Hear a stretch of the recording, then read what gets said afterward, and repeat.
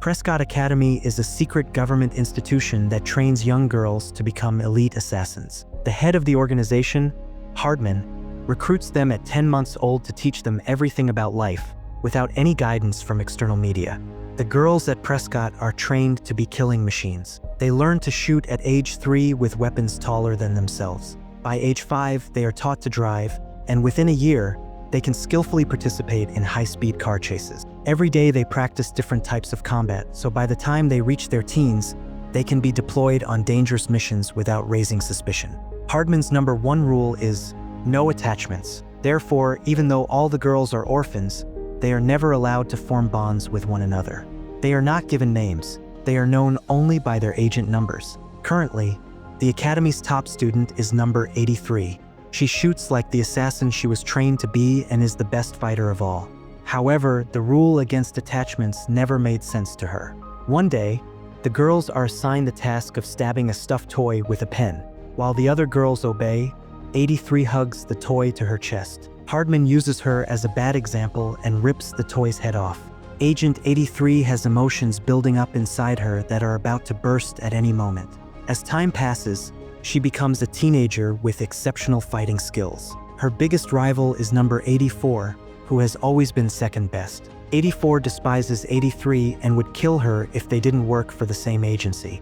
83 is the first in her class to be activated, meaning she is sent on dangerous missions before her peers. Predictably, 84 is unhappy, but she lacks the authority to protest. Once activated, 83 carries out several missions. Being a teenager, she is never suspected of being an agent. She completes her tasks with ease, impressing Hardman. However, she continues to yearn for the normal teenage life she never had. During one of her missions, while spying on a target, she notices a party next door. Seeing the teens dancing and having fun makes 83 realize her life is not normal. She has lost a large part of her childhood and doesn't want her teen years to go to waste. She decides to flee the establishment and her responsibilities at the next opportunity. But first, she needs to know what it's really like to be a normal girl. To do this, she begins gathering information about high school life by watching movies like Mean Girls, The Princess Diaries, and Clueless. Whenever she is out on a mission, she buys magazines to read secretly during boring briefings. One day, her habit gets her into trouble when Hardman finds her reading a magazine while he is briefing her on an important mission.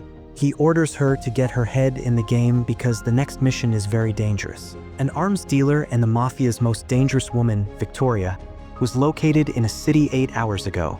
She must be captured alive within 2 days, or she will vanish again. 84 wants the mission, hoping it will make her Hardman's favorite, but the task is assigned to 83. In the next scene, we see Victoria in a construction zone with 3 hostages. She insults them and removes their blindfolds. Suddenly, one hostage reveals she is actually 83. In an instant, 83 attacks and overpowers all the henchmen. She attaches Victoria to a hook connected to a plane flying overhead. Finally, they are lifted into the plane and 83's mission is complete. But as Victoria still has her gun, she aims at her. 83 cuts the harness and falls into the river while Victoria is pulled into the plane. When Hardman notices 83's absence, he tries to contact her through a device on her wrist. 83 emerges from the water and hears him but does not respond. Knowing this is her only chance to escape her old life, she throws away her watch and decides not to look back. On the plane, Hardman is told there are no video or audio signals from her. He declares her inactive and continues interrogating Victoria. Subsequently, 83 creates a brand new identity under the name Megan. She moves to a high school in Newton and finds a host family through a website. At the airport, the family picks her up. The mother, Mrs. Larson, her son, Parker, and her sarcastic teenage daughter, Liz. Liz is not happy about Megan's arrival and finds it hard to adapt to her presence. She thinks it's weird that Megan gets excited about normal things like riding the school bus. Still, to please her mother, she agrees to help Megan at school. On her first day, Megan dresses in a ridiculous outfit, making everyone stare. Within minutes, a bully named Gooch calls her fresh meat, while everyone laughs. To make her feel better, Liz gives her clothes with fewer prints. During the morning assembly, Megan must speak before everyone as an exchange student. Before going on stage, she meets a nerdy boy named Roger, who handles the school band's audio equipment. Based on the movies she's seen, Megan declares him a nerd. She is introduced to the school, but they mock her and tell her to go back to Canada, where she is supposedly from. As the mocking chants grow louder, the school band leader, Cash, interrupts the crowd with a song. He is the most popular and beloved boy. Megan is instantly attracted to him. At lunch, some cheerleaders invite her to eat with them, but she refuses, assuming they are mean girls like the ones in her favorite movies. In biology class, she meets Roger again and becomes friends with him. He seems attracted to her, but Megan only has eyes for Cash. The next day, she is assigned as Cash's lab partner, but other girls ask her to choose another partner because everyone dies for Cash. The girls tell Megan that Cash likes girls who are the school mascot. The naive Megan believes Cash is a furry, and, unaware she is being set up, auditions for the mascot role. She is selected instantly. During practice, a group of masked men runs toward her and tries to kidnap her. Megan uses her skills to easily overpower them, surprising everyone. She thought they were Hardman's agents, but they turn out to be boys from a rival college trying to cause trouble. By the time she realizes it, everyone is filming her and uploading the video to social media, much to her horror. At the Prescott base, Victoria is interrogated by Hardman. She throws it in his face that his method of stealing girls' childhoods is wrong, but he insists it is for a good cause. Victoria shows a special interest in Agent 84 and plans to use her to escape. They soon discover Megan's viral video and assume she is now working for a rival group. The next day at school, Megan is famous for her fighting skills and becomes popular overnight. Her day improves when Cash invites her to his band rehearsal. There she talks to Roger. He loves her personality and realizes they have a lot in common, but Megan is too busy admiring Cash to notice that Roger likes her. Later, she is invited to a party at Gooch's house. Returning home that day, she is kidnapped by Prescott people. Hardman believes she is working for the competition and doesn't believe her when she says she just wants a normal life. He injects her with a truth drug and discovers she is telling the truth. Hardman feels he owns her life because he taught her everything she knows, and he orders her to return to the base in 2 days. His people leave her on her porch to make it look like Megan is simply drunk. Megan invites Roger to Gooch's party, but he refuses because his father is strict. That night, Megan goes to the party with Liz. To her surprise, 84 is also there, now going by the name Heather. Megan believes Hardman sent Heather to watch her, but Heather neither confirms nor denies it.